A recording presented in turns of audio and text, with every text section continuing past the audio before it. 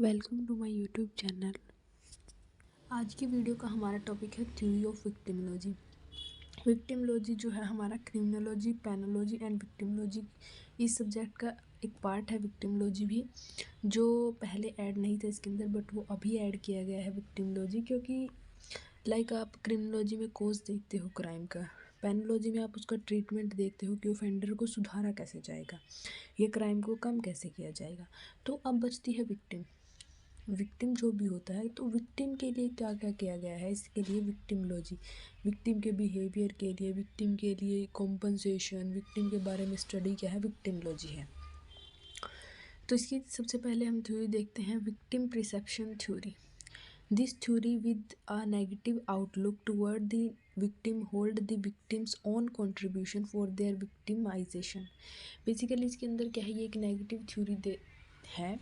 इसके अंदर बोला गया है कि विक्टिम जो है, जो कुछ उसके साथ हुआ है उसके अंदर उसका खुद का ही कंट्रीब्यूशन है। This theory has been subjected to criticism and often disregarded as a theory of victimology being anti victim. ये क्या, इसको बहुत ज़्यादा क्रिटिसिज्म मिला क्योंकि एक नेगेटिव थ्योरी थी। इसको डिसरिगार्ड किया गया क्योंकि ये थ्योरी विक्टिम के ही अगेंस्ट थी। इसके अंदर मार्विन वोल्फगैंग ने बेसिकली क्या बोला है कि जो ये विक्टिम फैसिनेशन को बोलती है, note the victim blaming about his interaction. यानी कि बेसिकली कि जो विक्टिम का बिहेवियर है, विक्टिम इसके लिए पर्सनल जिम्मेदार नहीं है, बट उसका जो बिहेवियर है ना लोगों के साथ, उसकी इंटरेक्शन करने की वो है, उसके लिए विक्टिम जिम्मेदार है, एंड वही इस थ्योरी के अंदर आता है। उसके बाद है हमारा three model theory. According to Benjamin and Mendelsohn, there may be three conditions for precipitating the crime. Basically जो क्राइम है, कोई भी क्राइम होता है उसके पीछे तीन कंडीशन बताई गई हैं बेंजामिन के और मेडल्सन के द्वारा। Victims present at wrong place at wrong time, कि विक्टिम वहाँ पे गलत जगह पे और गलत समय पे क्या थी, उसकी प्रेजेंस सबसे पहला कारण ये है।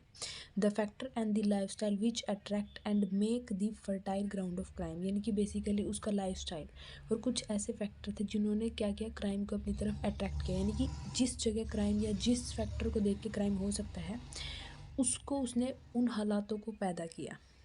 प्री डिस्पोजिंग फैक्टर कैसे हो सकते हैं, जैसे कि पुअर्टी, चाइल्डहुड, माइनॉरिटी, अनएम्प्लॉयमेंट। ये भी कुछ फैक्टर बताए गए हैं बेंजनम और मेडल्सन के द्वारा इस थ्योरी के अंदर, थ्री मॉडल थ्योरी के अंदर। बेसिकली ये भी एक नेगेटिव ही थ्योरी है, क्योंकि इस थ्योरी के अंदर भी विक्टिम को ही एक प्रकार से दोषी माना गया है। उसको पर्सनली दोषी नहीं माना गया है, ये माना गया कि वो गलत जगह पे गलत समय पे उपस्थित थी, उसने ऐसे फैक्टर पैदा किए या खुद हालात ऐसे पैदा हुए जिसकी वजह से वो क्राइम की शिकार हो गई।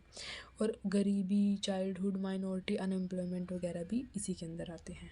बात आती है हमारी तीसरी थ्योरी, जो कि है रूटीन एक्टिविटीज थ्योरी।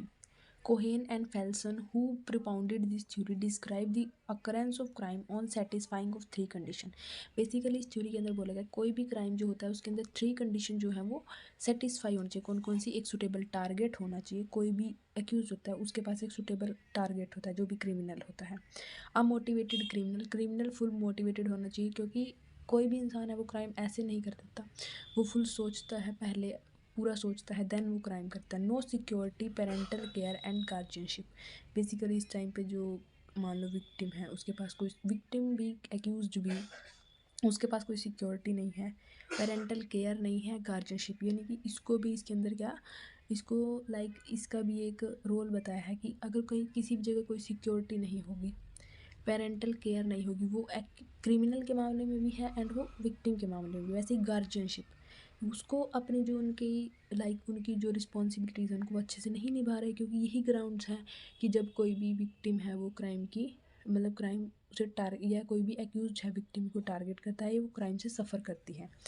वॉन हैटिंग ने क्या बोला है, on careless about their mental depress, यानी कि बेसिकली क्या है कि जो विक्टिम है उसे पता ही नहीं है कि वो कहाँ जा रही है, क्या, यानी कि उसकी वो मेंटल